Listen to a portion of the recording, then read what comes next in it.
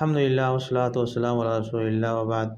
قرآن کریم میں کچھ باتوں کا رب العالمین نے تذکرہ کیا ہے انسان کی، کہ انسان ایسے کہہ بیٹھتا ہے جس پر رب العالمین کی طرف سے تنبیہ ہے کہ یعنی اسے ایسا نہیں کہنا چاہیے۔ ان میں سے ایک چیز دیکھیں، اللہ رب العالمین فرماتے ہیں کہ وَلَئِنْ أَذَقْنَاهُ رَحْمَةً مِنَّا مِن بَعْدِ ضَرَّاءٍ مَسَّتْهُ لَيَقُولَنَّ هَٰذَا لِي۔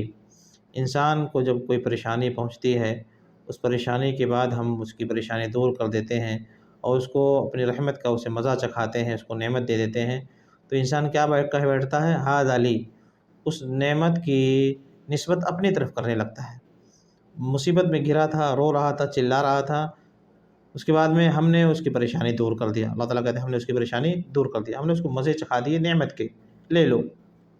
اب جب وہ نعمت میں پڑا تو کیا اس نے اللہ کو بھلا دیا، بجائے اس کے کہ اللہ کا شکر ادا کرتا، اللہ کے سامنے روتا، کہ اپنے خوشی کا اظہار کرتا، اللہ کے سامنے عبادت میں لگتا، اس کو جوڑتا اللہ رب العالمین سے کہ اللہ تیری نعمت ہے، تو نے میرے اوپر رحم فرمایا۔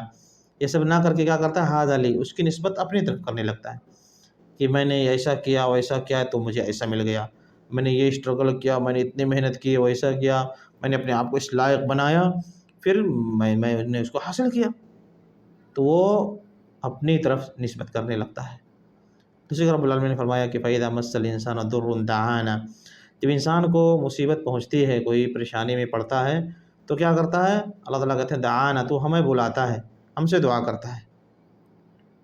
فَإِذَا خَوَّلْنَاهُ ثُمَّ إِذَا خَوَّلْنَاهُ نِعْمَةً مِنَّا قَالَ إِنَّمَا أُوتِيتُهُ عَلَىٰ عِلْمٍ، پھر اللہ تعالیٰ کہتے ہیں کہ ہم اس کو دے دیتے ہیں، ہم اس کو کیا کرتے ہیں، ہم سے دعا کر رہا تھا، ہم اس کو دے دیتے ہیں نعمت اپنی طرف سے، کہ اس کی پریشانی دور کر دیتے ہیں۔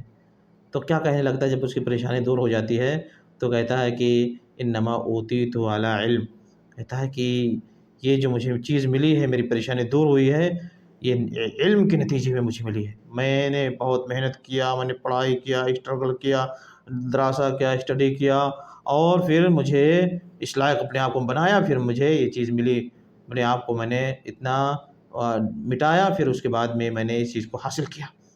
اس کی ساری نسبت کس کی طرف کرنے لگتا ہے؟ اپنی طرف کرنے لگتا ہے کہ میں نے ویسا کیا ہے اور مجھے یہ چیز ملی، اللہ کو بھلا دیتا ہے۔ رو رہا تھا جب پریشانی میں تھا تو دعانا، اللہ تعالیٰ کہتے ہیں وہ مجھ سے دعا کر رہا تھا، رو رہا تھا، پریشان تھا، اب جب ہم نے اس کو عطا کر دیا تو کیا کہتا ہے؟ انما اوتیت علی علم، کہتا ہے کہ علم کے نتیجے میں، محنت کے نتیجے میں اور اسٹرگل کرنے کے نتیجے میں مجھے ایسا مل گیا۔ تو اللہ تعالیٰ کہتے ہیں بل یہ فتنہ ہے انسان، یہ ایک آزمائش ہے، آزمائش، تم فیل ہو گئے۔ یہ ایک آزمائش تھی جس کی وجہ سے انسان کو اللہ رب العالمین نے آزمایا ہے۔ ولکن اکثرهم لا یعلمون، اکثر لوگوں کو اس کا پتہ ہی نہیں ہے۔ دوسری رب العالمین نے قارون کا ذکر کیا۔ قارون بڑا مالدار تھا، بڑے خزانے والا تھا، لوگوں نے اس کو نصیحت کی تو اس نے بھی یہی کہا کہ انما اوتیتہ علی علم عندی، یہ جو خزانے مجھے ملے ہوئے ہیں یہ کیسے ملا ہے؟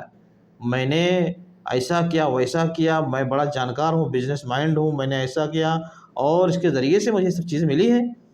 ساری چیزوں کی نسبت کس طرف کر رہا ہے؟ اللہ کی طرف، اپنی طرف کر رہا ہے، اللہ کو بھلا دیا، کوئی مطلب نہیں ہے، اللہ کا نام بھی نہیں لے رہا ہے، بلکہ ساری چیزوں کی نسبت کر رہا ہے کہ میں نے ایسا کیا ویسا کیا، ایسا بزنس لگایا، یہاں سے یہ لگایا، 2-5 ادھر سے کیا، اور پھر میرے لیے خزانے کھل گئے اور میں نے ایسا حاصل کیا۔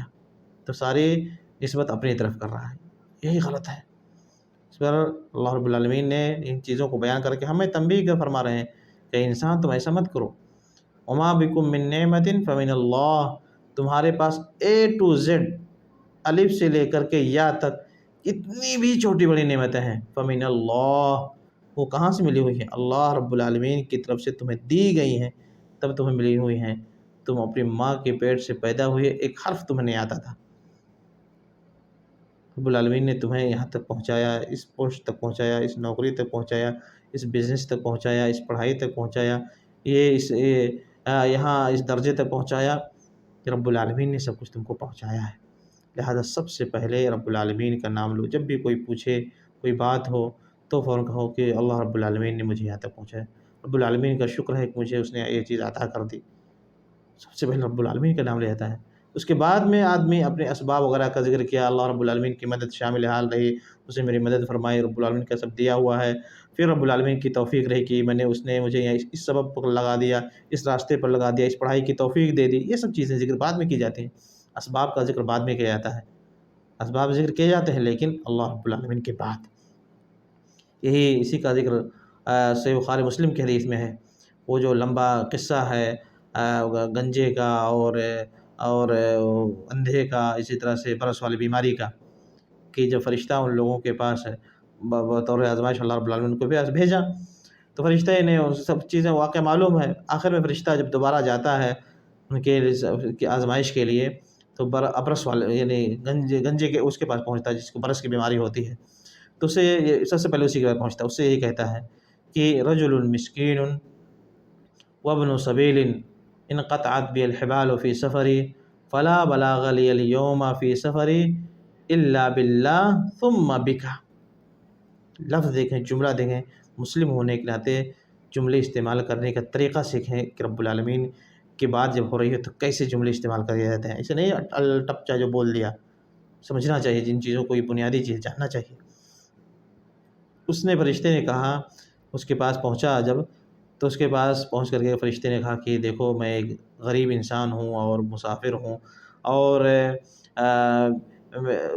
میرا ساز و سامان سب ختم ہو گیا ہے، میں سفر کی حالت میں ہوں، فلا بلاغ لی اليوم فی سفری الا باللہ ثم بک۔ آج میں اپنے اس سفر میں اس طرح سے مصیبت میں گھر گیا ہوں کہ میں اپنی منزل پر پہنچ نہیں سکتا ہوں، الا باللہ، بغیر اللہ کی مدد کے، دیکھ رہے ہیں، بغیر اللہ کی مدد کے، پھر اللہ کی مدد کے بعد تمہاری مدد کے بغیر، پہلے اللہ کا نام لیا جاتا ہے، بغیر اللہ کی مدد کے نہیں پہنچ سکتا، پھر اللہ کی مدد کے بعد مجھے تمہاری بھی مدد کی ضرورت ہے کہ تم مجھے کچھ ہیلپ کر دو اور مجھے پیسے دے دو، یا مجھے ایک اونٹ دے دو جو تمہارے پاس ہے سواری کے، ایک اونٹ دے دو، تمہارے پاس وادی بھر کے اونٹ ہیں، میں اپنے سفر میں اپنی منزل پر جا سکوں، آپ مجھے دے دیں۔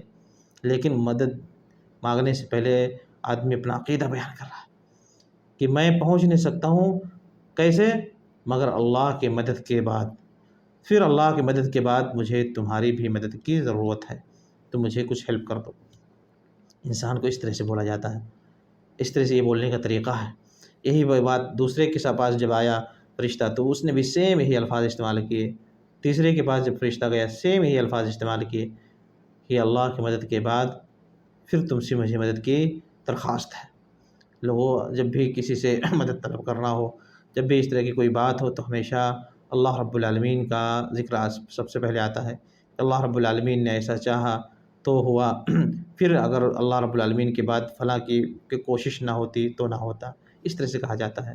بھئی ہمیں آپ کی مدد کی ضرورت ہے، تو اس لیے کہ ہم اللہ رب العالمین کی مدد کے بعد آپ لوگوں سے مدد کی درخواست کرتے ہیں، آپ لوگ ہمارے ساتھ تعاون کرو، ہیلپ کرو۔ اللہ کے بعد ہمیشہ رب العالمین کا تذکرہ پہلے آتا ہے۔ آدمی کو مسلم ہونے کے ناطے ان چیزوں کا، ان آداب کو جاننا چاہیے، ہمیشہ رب العالمین کو سب سے پہلے ذکر کیا جاتا ہے، رب العالمین ہی مدد کریں گے تب کسی کی مدد کام آئے گی، ورنہ ساری دنیا کے لوگ مدد کریں، رب العالمین کی مدد نہ آئے تو کوئی کام نہیں آئے گا، کوئی مدد کام ہی نہیں کرے گی۔ ٹھیک ہے، ہمیں اس کو سمجھنا چاہیے، اللہ رب العالمین کی ہمیں توفیق عطا فرمائے، آمین۔ صلی اللہ علیہ وسلم۔